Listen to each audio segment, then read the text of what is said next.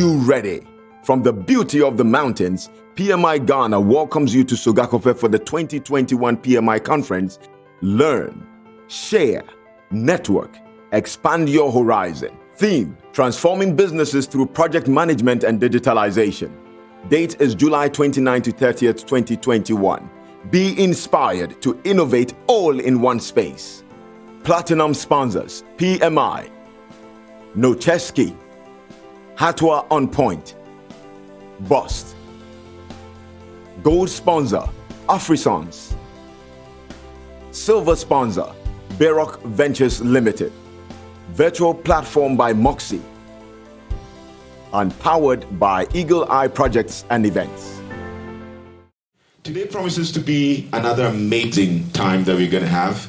But in the evening, good news is we will be for the very first time celebrating excellence in project management at the first ever Project Management Excellence Awards. Shall we put our hands together for that as well, please? Yesterday, I asked that we drop our business cards for a raffle draw. All right? I'm saying raffle draw, and people are not excited. We don't want free things. Please, I put a basket. Yes, can I have it, please? Can somebody help me pick that up? Yes, I have a basket right there. Oh, thank you. Please, can we put our hands together for her? She's giving me help. But before I do that, is Otima here? Otima, please come. Please come. Yes.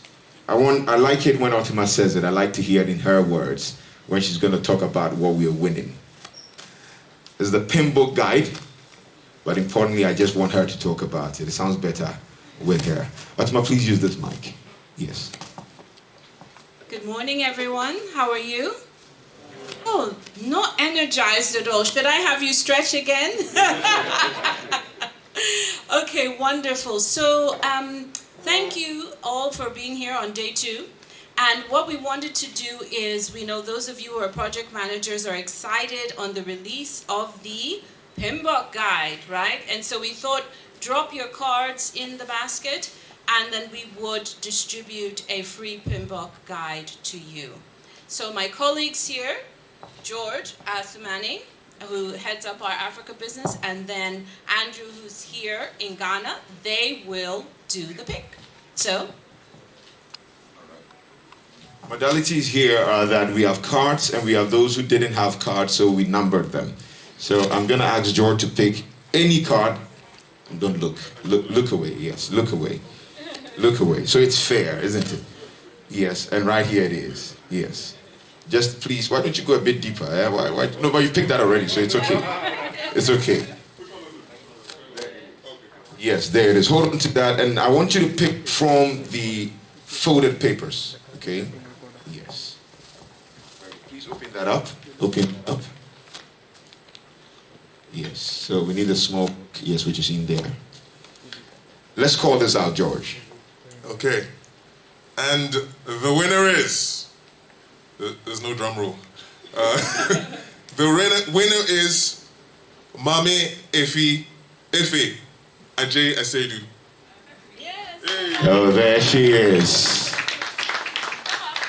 Oh, please come up. Let's put our hands together for her, yes. Let me have... There, good. Thank you. Oh, please put your hands together. Congratulations. Mame Efe, congratulations.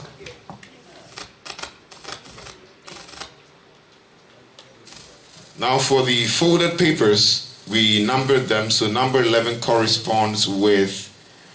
Number 11, that's, I believe, Isaha. Kucho. Yes. Stambek. Stambek. Yes. Oh, there he is. You also get to receive a pimple guide. Yes. Congratulations on winning. Please, if you have come in today and you've not dropped your card, please make it a point to visit the PMI stand and drop your card there. Otima, George, and Andrew, thank you very much for doing this with me. We'll do this again at 4 p.m. later today. Yes. Yes, please. Or shall we please put our hands together for them? Without boring you any further, ladies and gentlemen, and also our audience on virtual, let's go straight into this morning's action. And again, let's allow me to apologize for the delay in starting this morning. To talk to us on digitalization in the telecommunication industry, a game changer. This is our plenary session 3, continuing from yesterday. And our speaker to take us through that is a very experienced telecommunications person who comes with a background in complex technical analysis and project management. He's got just about 19 years. I say just about because it's a lot. It's a lot. In just about 19 years of working and contributing to telecommunication ecosystem and its evolving new technologies in Ghana and NTN to be precise. He has an MBA in project management and also an MSc in telecommunication engineering. He is currently the general manager capital projects for MTN Ghana, responsible for the development of strategy and operation support for the capital project group function and ensures effective governance and execution of projects managed by his division on behalf of the organization to meet business plan objectives. Ladies and gentlemen, please help me and welcome with a huge round of applause, William Tetteh.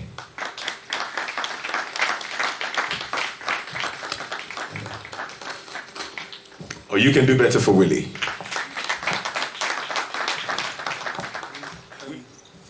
Good morning. All protocols observed. I'm very privileged to be here today. I remembered last year when Jumuke sent me the topics to pick from. I actually wanted to avoid being part of the program. So I tried to give my excuses. And I think as hard as I tried, just like the encounter with Moses and God, I had to accept. And then lo and behold, COVID-19 came and then the program was cancelled. I said, oh, thank God. At least I've avoided the whole episode. Then this year also, she came back again, insisting, okay, the program is coming on, so Mr. William, what do we do, blah, blah, blah. We went back and forth, back and forth. I said to myself, look, if we don't support this cause and we don't support this program, then who will do that? And so please, let's give a big round of applause to the President for being insistent and her team. So my topic today is digitalization in the telecommunication industry, a game changer. Today's presentation will cover why digital is critical for the survival of the healthy telecommunication business, how some players have approached digital, and how an operator should approach digital. At the end, we will cover how in MTN we have decided to approach digital and our strategy to become a digital operator. During my preparation, I was asking myself, what is digital? You know, everybody talks about digital. I mean, what's a digital world?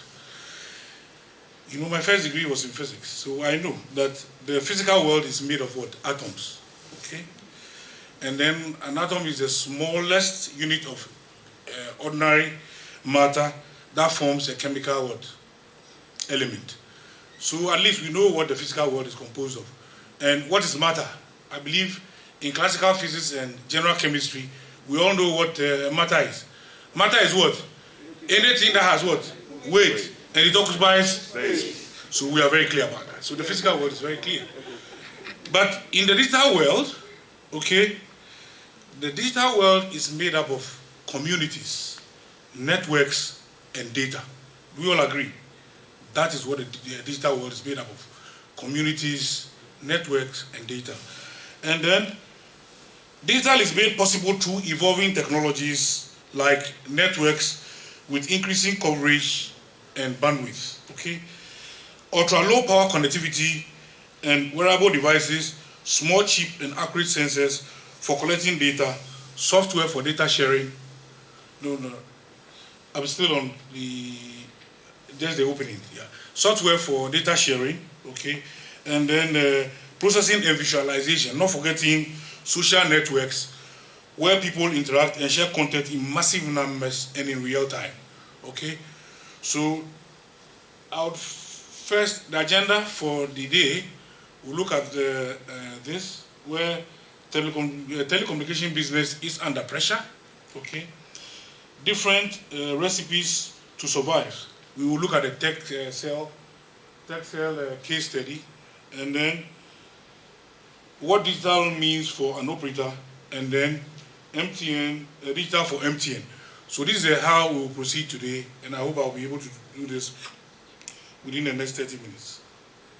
Okay. All right, today, operators are under pressure, okay, everywhere in the world.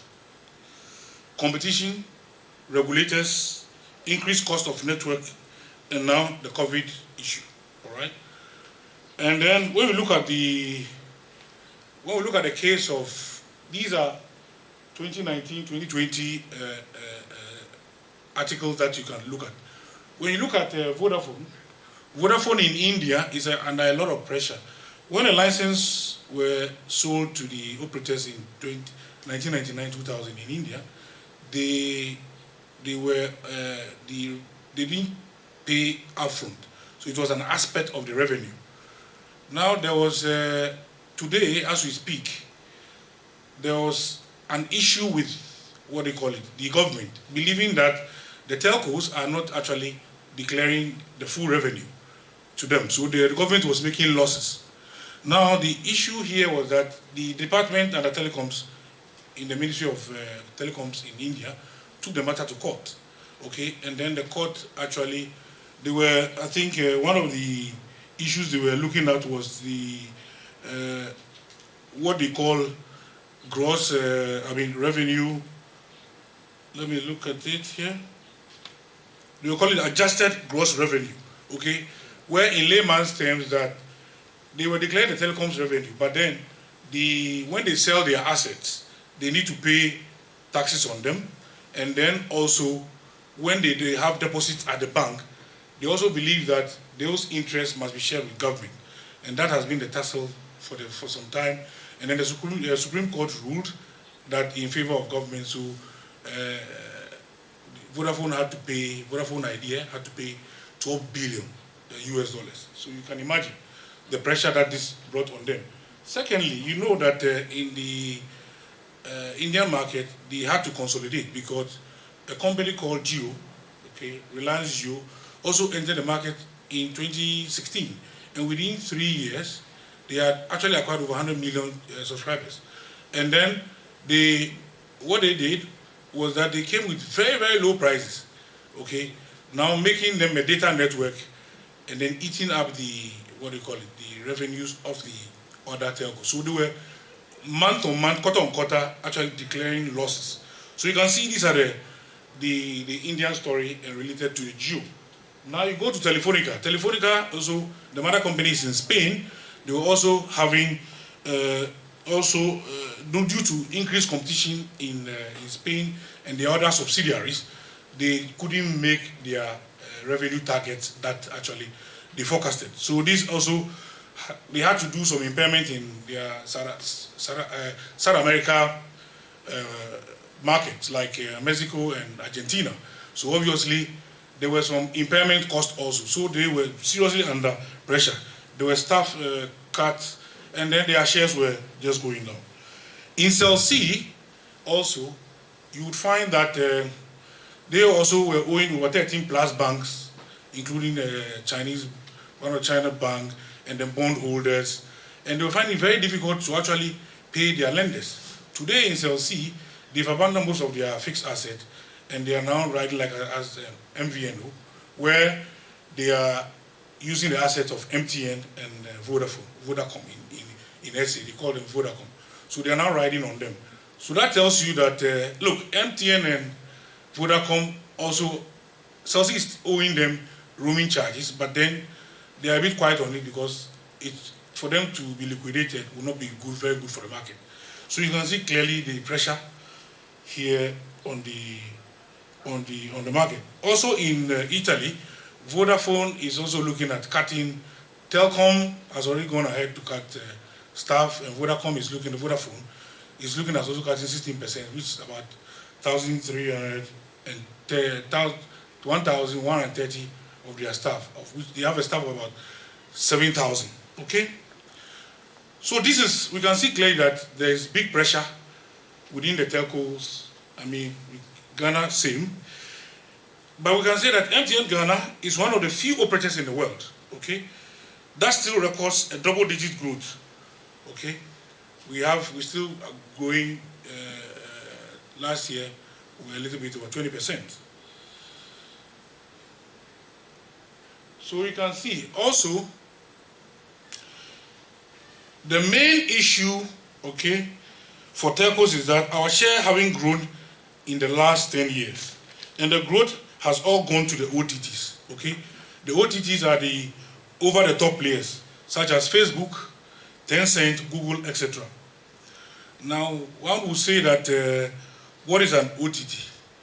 An OTT service is when a provider actually can deliver audio, video, and media over an IP network, like the internet, okay? And then when they do so, they bypass all the telecoms infrastructure. So they have no obligations to anyone. They just give you the services and then you apply for it, okay? So that's so these guys have seen enormous growth thanks to business model completely different from telco. So their business models are totally different from what we are doing, okay? They have very low capex because they don't invest in infrastructure, okay? And they don't have any geographical boundaries. I can tell you that way back when I was an engineer, I remember at Aflao, we had to put our antenna to shoot deep into Togo. So Ghanaians who go to the market in Togo could still use MTN services without roaming. It became a big national issue because then we had to go and bring down our antenna because you cannot go beyond someone's territory. You get it? But the OTT services, they have no boundaries. The service they give us in Ghana is everywhere in the world, okay? So they are making huge, profit. They don't comply with any regulation. I mean, no NCA, no government, no EPA, nobody will be on their case, okay? So today, if you have invested in an OTT service, it's very clear. You can see from the graph that you will get probably nothing from the telecom services, but then with the OTTs, you're going to make huge profits. You get it? So they are definitely eating our...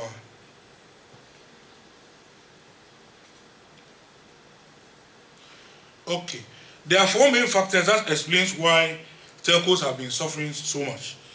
Regulators have pushed hard to stop some of the practices that, especially in developed markets, were helping operators with some revenues. For example, because of customer complaints and people looking more and more of having a very paying low tariff, in Europe like this, there are reduction in termination rates, free roaming in Europe, and etc. Okay, so of course, customers always want things for free. They have also pushed for almost too much competition. For example, in Italy and the UK, all right, in Italy and the UK, there are 3 MNOs, that's the mobile network operators, plus plenty of MVNOs, okay? Operators also who can ride on other operators' network and then compete within the market, but they don't have infrastructure, okay? So there are lots and lots of them. But then the question is that how sustainable is this? Okay, OTTs like WhatsApp are eating our voice revenues without contributing to the cost and only partially contributing to data revenues. A lot of us here make voice calls, right? We don't go through for instance, now the international gateway we stopped receiving the international calls like we used to. I mean, it's reduced drastically, where we have people now using WhatsApp call. All that you do is just you pay a little bit of data, and then the rest of them goes to the OTTs, okay? So we are having pressure in terms of revenue, okay? And the network costs keep going up, only to manage increased data. And don't forget that today, I can tell you that in 2021, MTN has invested at the beginning of the year. Our capex was almost $150 million US, all right? Data, because of data, and we have deployed that at the end of half year. However, because of the data pressure, okay, the OTTs, you are having, let's say, people are providing the content like Netflix. You have small data. These are consuming bandwidth. So at the end of the day, you realize that you would have your network being congested. But their consumers are not consuming your products. They are consuming product of OTTs, okay? And now you have to invest to actually expand your network. As we speak, we have gotten approval to add 40 million US dollars to what we already have approved. And my good friend here, Mr. Futu, is going to deploy that, okay? So by the end of the year, so that tells you the pressure that we have to put into the network in terms of CAPEX deployment. So clearly, we can see the pressure on our networks. Now, some operators, all right, have tried to reinvent themselves, and here there are a few options to, and there are a few options to survive. Some operators have tried to reinvent themselves to make sure that they will be able to compete within the market. Vodafone has spent billions acquiring fixed operators to become a convergent operator, okay, in Europe, to basically own the family and not the consumer. So they want to own the family now. In Italy and France, the Iliad has entered the market with a simple model. The model is super low prices and super low cost. Okay. In Italy, they sell for, let's say, they sell 50 Ghana cedis data bundle for, 50 gigabytes data for 50 cedis. Very, very low. And then unlimited calls and unlimited minutes. AT&T and a few others also have bought content companies, okay, in order to manage a larger section of the content value chain. So this is what AT&T had. And then we all know about Kenya and Vodafone. In Kenya is Safaricom. So in Africa, Safaricom and MTN have found a new source of revenues in the fintech and the mobile money areas. Few operators like Tetteh in Turkey have decided to go aggressive into digital, all right? So we'll look at the Tetteh case. What Tetteh has done is Tetteh have launched a list of products, platform and apps to become a data operator, while at the same time completely change the way they work. Few points that we can note. Data is at the center of any decisions that they make, all right? Everybody in the company, starting from the CEO, has direct access to an enormous amount of data. For example, they know at any given moment in one area how many customers are in the store, as well as how many are watching a movie on Netflix in a specific cell coverage, all right? All tariffs include digital services that is provided with 0 rating, okay? Now, objective is not to make direct money with data consumption, but to keep the customer engaged, all right? Now, they have decided to develop some apps, copying some of the OTT's apps, but making them specific and tailored for their market. In addition, if a customer uses their own services, then data is free. But if the customer uses that of the OTT, then you pay for the data, right? So they have BIP. BIP is their messaging app. They have Fizzy, which is also their music app. They have TV Plus, is their TV app, similar to Netflix. So what they try to do is that they try to own the customer, all right? Today, you can see from their description, the customer on Tetteh in their previous study before they had a new strategy could stay on their network for about 32 minutes, okay? But then they have their strategy they call do 1440. That is the whole minutes, 24 hours in the day is 1440 minutes. So how can you engage the customer on your platform most of the time, if not all the time, okay? So they've come with products that the customer would want. For instance, they have their own apps, they've developed their own apps, and then they have also the public apps, And then they have the app, the other enablers, like what they call the pay cell, in terms of like our mobile money here, the finance cell, like just also similar to our mobile money. So when the customer, and then they're also looking at going to having their own search engine. So when you latch on their phone, or when you pick it up, whatever you want, you get. Because today, what the OTTs actually took advantage of, or they were better at doing than what the telcos are doing, is, for instance, if you remember, telco was just looking at, okay, we'll have an infrastructure, and we'll give you minutes, and we'll give you maybe 10,000 minutes, and then 10 gigabytes of data, use it. Okay? If you remember, SMS will just it comes in a text format. Today, if you look at WhatsApp does what? Text format, video, audio, messaging, what do you call it? Even location. Okay? And then it becomes a walkie-talkie.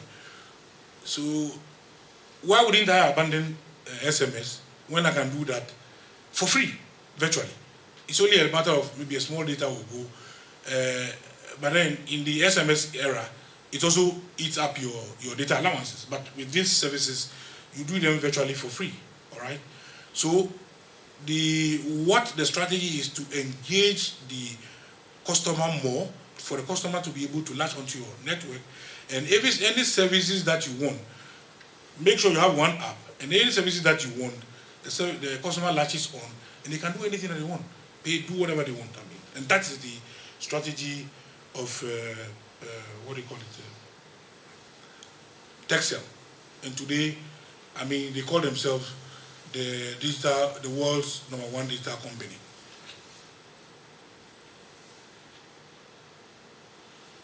Now let's look at what digital means for an operator. Okay. Moving to digital for an operator is simply not easy at all, as plenty of changes have to happen both on how things are managed internally and externally. All right.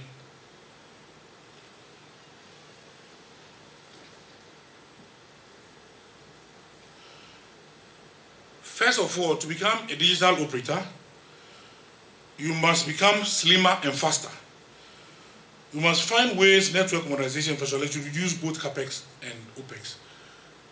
Okay, this year we've modernized our network way back in 2013. We are now modernizing again for us to be able to be ready to be able to switch on to all the various networks that we have, all the technology that we have.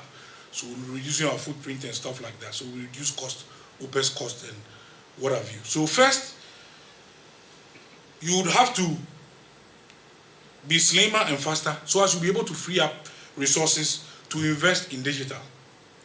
That's the first one. Secondly, we must show internally to staff that we are digital. Okay, there's no point launching new apps if you need to go through about 5 signatures to get that going.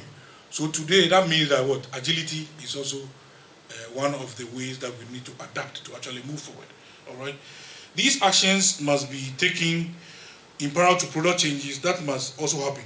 But again, we can't change who we are to a customer if you first don't change internally.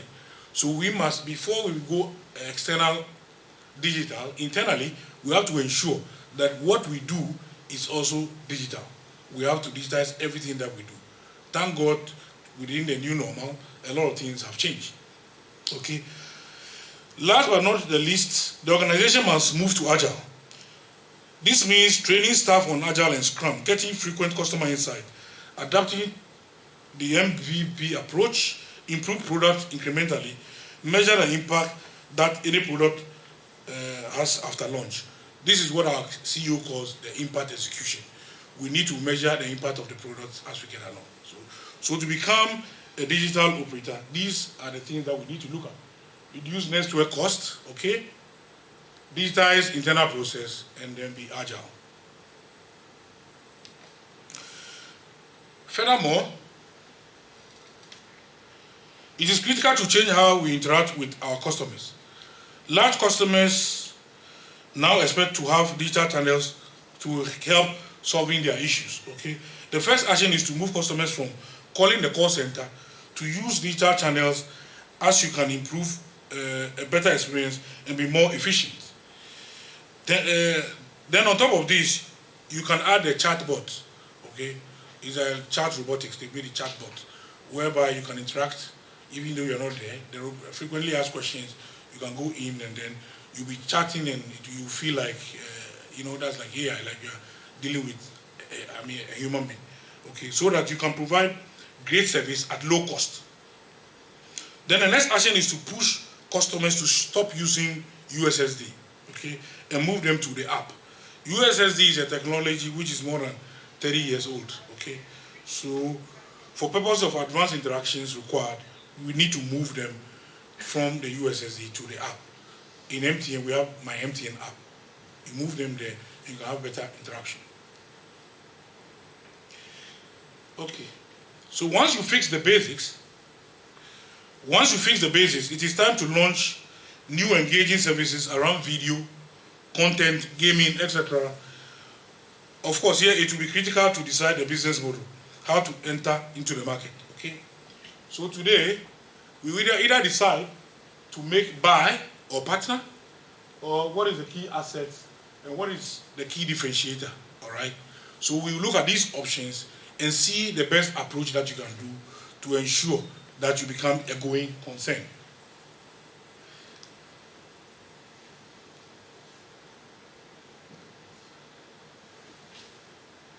All right. So here we look at disrupt or be disrupted. We all know that the most important thing, most amongst them all, is that if you don't disrupt, you'll be disrupted. Okay? So there will be plenty of people that will tell you that this is not possible. That putting core revenues, we're talking about the core revenues at stake if you want to disrupt. Let's follow what we do. Why move? The business is moving on fine. We are meeting our market numbers. We are meeting our market, our revenue target. Why change? But if you don't change, you will be changed. Okay? You'll be forced to change in future. Because I hear once the Nokia CEO says, "Look, we didn't do anything wrong. Nobody embezzled any money. We didn't do anything. Nobody did anything wrong. But today, we are being consumed." You understand? Because of what is going on. So disruption is key.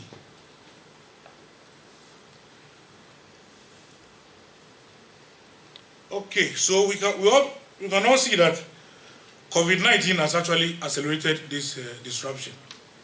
Right or wrong?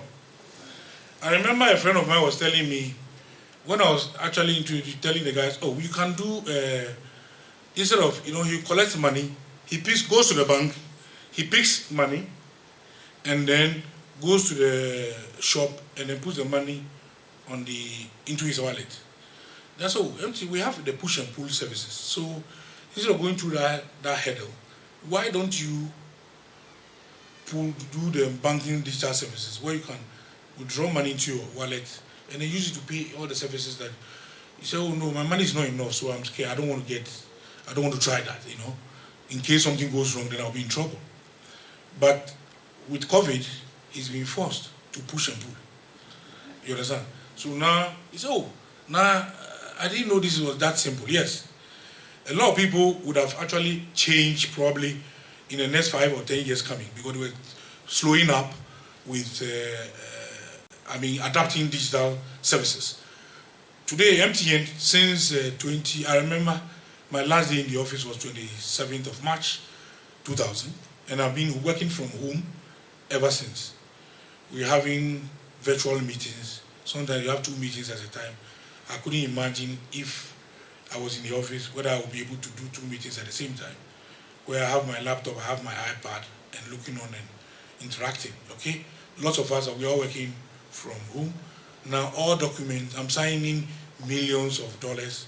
Yesterday, I remember I signed almost $2 million on DocuSign, just like that, okay? Now, in my comfort of my hotel. So now, work from anywhere. I'm not on leave, I'm here, I'm still working, okay? So we can work from anywhere. Elsewhere, I would have taken out of post and then be somewhere else because I need to be in meetings. So you can see what COVID has actually brought now. We are signing, we are doing that. So the digital journey has been accelerated. I believe you'd all agree with me. Most of us here are doing things digitally. So that is the new normal now. Now I will just take you through what MTN is doing to become a digital operator. Okay, what digital means for MTN. Now, in MTN, this year we launched our new strategy, which we call Ambition 2025. We have a strong belief that everybody deserves the benefit of a modern connected world. So connectivity is just like one of the 70 SDGs of the, United Nations, okay? We all need to be connected. And then internet services must be brought to the doorstep of every individual, irrespective of where you are. And that's what we believe in also. MTN means what? Everywhere you go. Now, in our new ambition, we have actually come from a strategy for the past 3 years we call BRIGHT. And the BRIGHT strategy, we've set our fundamentals with the BRIGHT strategy, and now we are prepared to move forward with the Ambition 2025.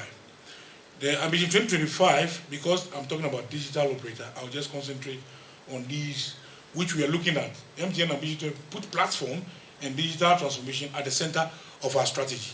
We have our people, we have all the other pillars supporting, but for the sake of this presentation, I will just look at the platforms. So first of all, we are looking at the fintech solution, where you're going to have mobile money, using mobile money as a platform to do everything that you in terms of payments. You know, today we do all our payments with mobile money, all right? Lending, a lot of people also, we have loans. I know I have a colleague who has two numbers and says, when you want to send to this number, no. Send it to that number. Because when you send it to the other number, it's going to be consumed. So we have the loans, and I said, look, I'll send it to that number. If you owe us, pay. You know? So we have the loan services also. We have the insurance, and then we have the safe, we have the m-commerce, okay? So these are the platforms that we are actually, the fintech platform. And today, we're also doing some structural segregation where our MFS business is going to be a subsidiary of MTN to be on its own, okay? So we can give it all the attention that it deserves. Then we look at also our digital services, like messaging. Today, like we said, exactly what Tetteh is doing, where you're making sure that you want to keep your customers as much as you can. Tetteh tells us that, look, instead of their customers used to stay on their network for 32 minutes, today, with the analysis, they are having about minimum 240 minutes that customers stay on their network. And what this does is that the more you're able to keep your customers on your network, you also avoid churn. So the churn means the number of customers leaving people come on and then leave, or they don't use the SIM, or they do multi-SIMing, and sometimes they leave your SIM there, they move to other network SIM. But they will be, once you give them services that they need, they will be on your network as long as they want. You get it? So these are some of the digital services that we're talking about. Okay? So with our Yoba, which is an instant messaging platform that we're looking at also giving these social media user content and advertising. So we're just taking over back our customers, because today, if you don't do that, somebody else will do. The OTTs, will do. Because today you have products and services that are not being used because the OTTs are providing something similar, if not better. And today we need to engage and ensure that we win that battle. Then we look at the enterprise services also, where we look at IoT, we look at cloud services, and then we look at SDN, so, okay, software also, where, look, people who are starting their businesses at the enterprise side, look, some don't want infrastructure, they don't want to be, you just give them the platform, the applications, and then they pay for it. You take care of security and everything on their behalf, and then they use the services to do their business, okay? The IoT also, you can move into the IoT, Internet of Things, where you can do things in the comfort of your home, and you can get things done digitally. Yesterday, we had the Supreme Court, where she gave a very typical example where her daughter was in the laundry, she was in her room, she could, through an app, could tell if the machine has finished washing. So this is the way, bringing comfort to the customer. The network as a service. Here we have the Open RAN, where we can also make your network available for others to use. Okay, a typical example is the MVNOs. You can come in with a business plan, and then you can ride on our network. Okay, we have cloud services also that you can also do your come get those services, and they will provide for you the infrastructure that you don't need to build them. They just pay and then you move on. So you can become agile and quick to deploy and to develop products for your customers. All right, and then also we look at the API marketplace. Chinosis is a subsidiary of MTN, whereby we are looking today, if we want to have go to market, if people want to connect to us, you all have to go through a lot of processes and hassle. But today with the API, once you know our API, you can sit in the comfort of your home, you can connect, and then you can get services paid through mobile money without even coming to MTN. You understand me? You can just connect within 24 hours to our services, and then you can just get your business running and going. So this is amongst other things that is exactly. We are also looking today at going into the fiber co, where we're going to have a subsidiary of our fiber that we can also, if you remember in 2011, we gave up on our infrastructure in terms of the towers, where now the towers are managed by American Towers. They actually acquired them. So we are now co-locating on them and paying OPEX. So we don't look for where infrastructure, we don't worry and bother anymore about infrastructure. That has been taken care of. Now Mobile Money is now another subsidiary of MTN. And we're now moving into the fiber co, where we're going to also have our fiber infrastructure given to Global Connect to actually monetize on our behalf. And then we will also win. So this is what we are doing within the ecosystem that we have. So my last slide just talks in terms of what I just explained in the previous slides in terms of the platforms, where everything MTN is in one simple app. Okay, so you can check your balance, buy, make transfers, and then manage your home. Today you can see manage fiber and Turbonet, and then access to all voice data SMS. Today we have more than 800,000 users on our My MTN app, okay, with a 4-star rating. And then our Yoba, where is a free app that we have, instant messaging that you can see clearly. And then our APIs to power digital experiences in Ghana, also you can see very clearly. So, like I explained, if you want to go digital, you must actually ensure that also we try to say that, look, for us, the 4 key aspects of the new paradigm is first to make look at total data, whereby all customer start points that we have must actually be, or we collect all data and we analyze those data. That is the total data. The second aspect is we look at the total automation to make sure that everything that can be automated will be automated. All right. We also make sure that you put total control in the hands of the customer. All right. Today, when we pick our phone, We want to do everything on the phone and no assistance. We want to do this, I can do it. We want to do this, I want to buy. Today we used to look for voucher to reload our credit, right? Today you can do that on mobile money or EVD, right or wrong, in the comfort of your home. Midnight, if you are talking and your credit's finished, you don't now need looking for scratch. Just download from your mobile and then you get there. So you put total control into the hands. Self-service is actually more important than any service. And then in everything that we do, mobile web first design principle. Okay. So everything that we make sure that we have you put the mobile, everything on the web so people will be able to access. So these are the paradigm shifts we are moving from to become a digital operator, to be able to compete with the OTTs and then become a going concern in future. All right. So with that note, I bring my presentation to an end, and I hope and believe that I've been able to engage you enough and to explain the subject matter to you. Thank you very much.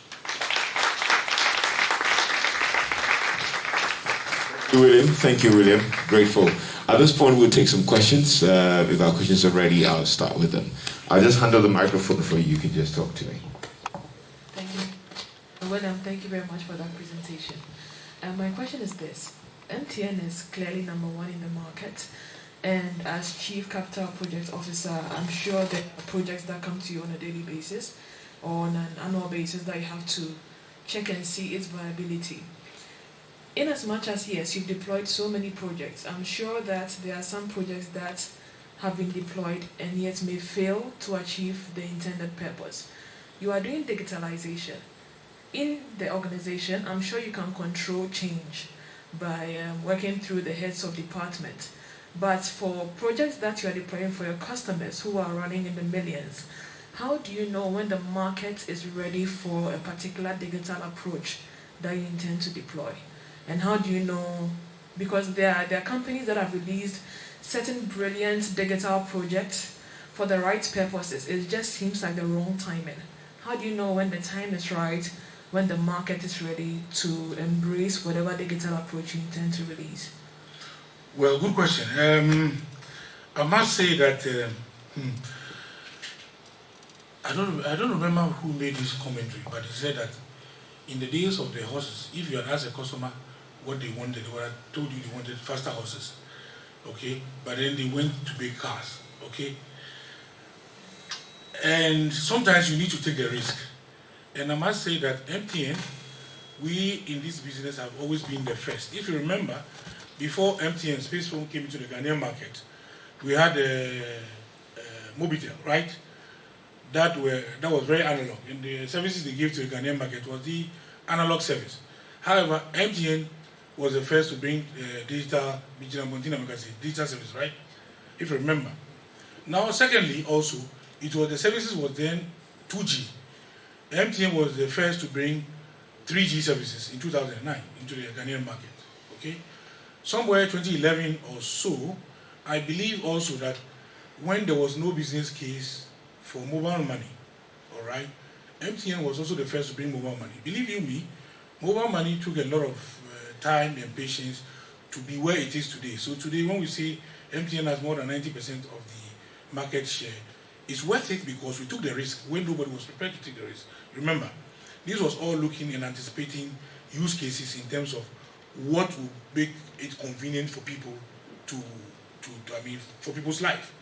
Now also, when the 4G services were also, the licenses was announced, MTN was the one who went for the 4G license, if you remember. Okay, and today we having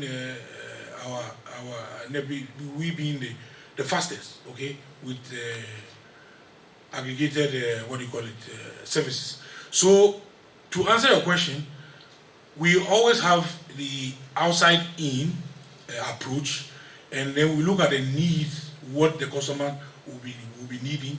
Today you may not find it very viable, but then tomorrow, definitely with the insights, with the analysis, with the business intelligence, we are always, sometimes we are not patient, but whenever we are patient, like we've been patient over the years, we take calculated risk, and we've always won, always. So whatever digital services we are bringing into the market are services that we believe would actually be worth using by the customer. Okay, thank you very much for a very nice presentation. Thank you. Yes, with your MFS solutions, Momo, and of course your ambition 2025, don't you think you are taking out all the banks and that you want to become the #1 bank in Ghana? Well, I wouldn't say so. We are actually partnering with the bank because today you can see clearly the banks cannot do it alone. All right. Today, I went to a place called I forgot the name. With GIFEC, a place that we give services to.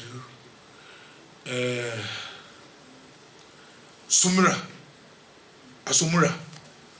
It was deep within the village, and people didn't have network service there. With our rural telephony service that we took there, people now could do mobile money services, and then send money, and they can receive money from wherever they are. These communities didn't have any bank, so we, just like Jesus Christ in the Bible, we came to complement the works of the Old Testament.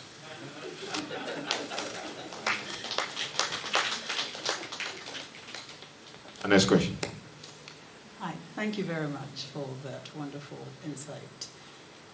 Thank I think you. it struck me when you talked about the OTTs, somehow capturing some of the telcos markets. My question is, and I think you also spoke about investing, right? I want to know where the strategy is in terms of, is it about retention? Is it about investing to retain the numbers that you have, to protect that risk of the OTTs? Or I just want to get some sense of, is it growth? You're going after new markets, or the investment is to actually bolster and retain the volume of customers that you have? All right, thank you. You see, today, if you look at the CAPEX investment in technology, today we have to always, one good thing in Ghana, I would say, if within all the sectors of the economy, I believe that the communication sector doesn't need any problem, or hasn't got any problem because of the level of investment. Today, the services or the platforms that we have are equal to what we have in the international market, or whatever the Europeans have or Americans have. Here, even in Ghana, we also have the same facilities and the platforms. What we're looking at is, look, if today content, if you are able to give the content, because the data price, because the affordability in terms of our ecosystem, affordability of the customer, if you're able to retain the customer, for the customer to ensure that whatever the customer, you engage the customer 24 hours, okay? And whatever the customer does is on your network, and not whatever OTTs, let's say, if you also have like the TV services that Texel has, which is competing with Netflix. What this does is that you see that you pay Netflix, people subscribe to Netflix, right? Now when you watch Netflix, you use MTN or use the MVNO's, the operator's network. So you only pay for data. For instance, if the network, the content is also provided by you, you can imagine, you are providing a network, or you partner with someone and you have a revenue share where the guy brings in the content, and then you also would have that revenue share with the partner. He takes 30%, you take 70%, or whatever the arrangement is. Today, operators are taking nothing at all, absolutely zero from the content side. All that they're taking is the data cost. And this data cost is not enough to actually give them the needed revenue to also expand into other new technologies which are coming. So you find that Netflix and all those content providers are the ones who are getting the benefit thereof. But if you're able to engage the customer with products and services, for instance, if Ghana, we engage with the Ghana film industry, and I remember when Ejako and Lee Wayne, lots of our people were enjoying those services, okay? And then we'll be able to invest in that industry And then we have, it's part of our packages. So if people want to watch any Ghanaian movies and everything, they can just go there, click on it, and then download, and then the industry will make money, the operator will make money, and then you have the revenue staying with you. But today, you are being eaten away, and you are just a dump pipe that they are just using to come in. They don't pay, and you know, running an operation is very, you pay for infrastructure, you pay for spectrum. Now, we pay licenses to Ericsson and Huawei every year, millions of dollars. We pay licenses to Ericsson and Huawei every year for data usage that we and then also you have engagement with the NCAs, you pay taxes. Okay, these guys don't do any of those things. So you realize that your money comes in, and you have OPEX costs also, where you have managed service. You have to manage to ensure that the customer is always served, and reliability and availability of the network. You pay managed services, and then you pay pass-through costs, electricity, and all those things. By the time you take off all these costs from your expenditure or your balance sheet, you realize that you found one thing. But if you are able to retain these, then you'll be able to move forward and then become a going concern. I hope you're right. Thank you. Hello. Yeah, William, my name is Bernard Osudankwa. Going forward, don't you think aside data and maybe mobile money platforms that telcos have, gradually telecom businesses are getting disrupted by these OTTs? Because I believe you'll be aware that the likes of WhatsApp, Facebook are coming up with payment platforms and their systems. I learned WhatsApp is developing something called WhatsApp Pay. Apple has Apple Pay already. There's Google Pay already. So aside your data and mobile money platforms, don't you think that going into the future, telecom companies are really going to reel and are going to suffer under digitalization? Thank you.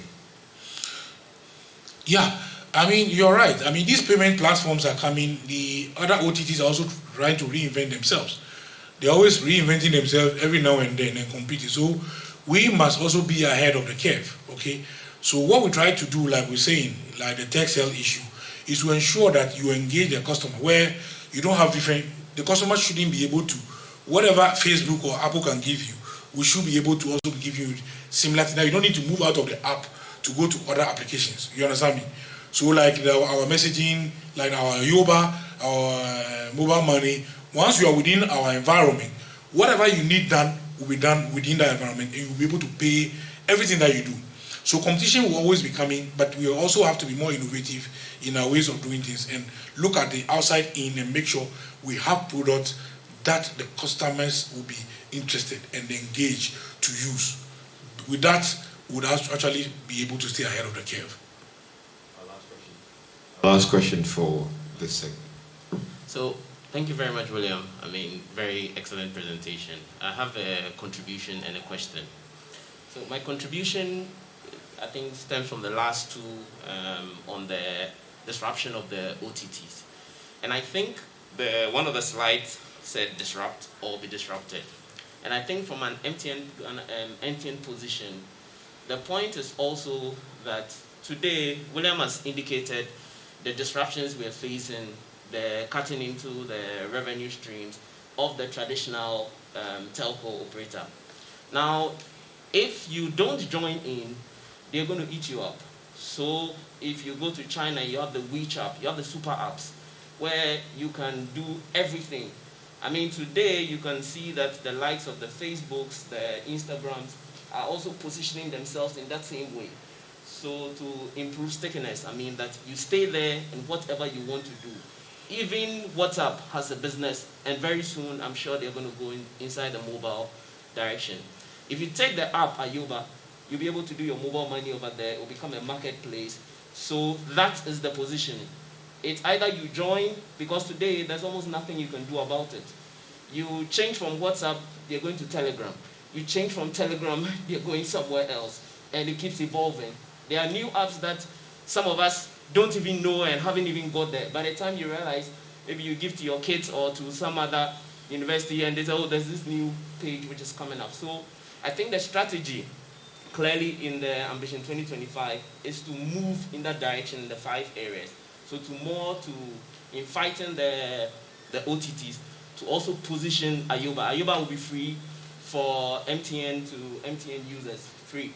And whatever you want to do over there, and today it's available for download. So if you've not checked it out, you can check it out. Very good place. My question now, thank you. My question now is that, William, for most of us project managers and businesses, how do we position our companies to become digital, in that way? What are the key competences that are needed? What are the areas that we should look at in order to position ourselves as project managers and then our businesses into the digital space, using the case of MTN? Thank you. Look, today, I think we need to put services or needs of the customer at their doorstep. My wife runs a bakery shop, and we are looking how we can make that very digital. So trying to look, we need to put it on Instagram or on Facebook, wherever, to be able to show what she's capable of doing, or what the shop has to offer. So because where she is, a small place at her Akuko Photo Dansuman area, is just the outreach is quite small, all right? But then you will be able to. Today, I see in my Kifrit, in my area, some of the ladies are actually, even on statuses of their WhatsApp statuses, putting on what they do, or what they are able to do, or what they offer. So you can see that the mindset of all the businesses are looking at how to go big and how to go digital. Where now people also want things. Today I sit in the house, by the time I realize a motor rider is in my house with something, with a shoe, with a bag, then I say, hey, madam, where is this coming from, you know? So you can see clearly that every business now, people are doing things in the comfort of their homes. And that is a service that we need. I believe that, unlike making your partner leave America to come and visit you, which somebody should be thinking of how we can properly engage with our loved ones outside the country. It seems impossible. And I remember I always tell my guys that whenever we are doing projects, they say, people, this is difficult and stuff like that. This cannot be done within this number of time. I keep saying that, look, people have put metals in the air that we're traveling in a plane. Can you think about it, how it happened? If we've been able to do that, why can't we do this job or this project which is needed within the shortest possible time, put our heads together and see what we can do and get it done quite quickly? So in terms of digital, everybody must think digital. And like I'm saying, the first description of digital is what? The digital world is what? It's made up of communities, networks, and data, all right? Once you're able to bring all these together and you can analyze and see how best you can make the best use of it, believe you me, you are within the digital community, and this world is too big for you to fail. You definitely succeed as a business. Thank you.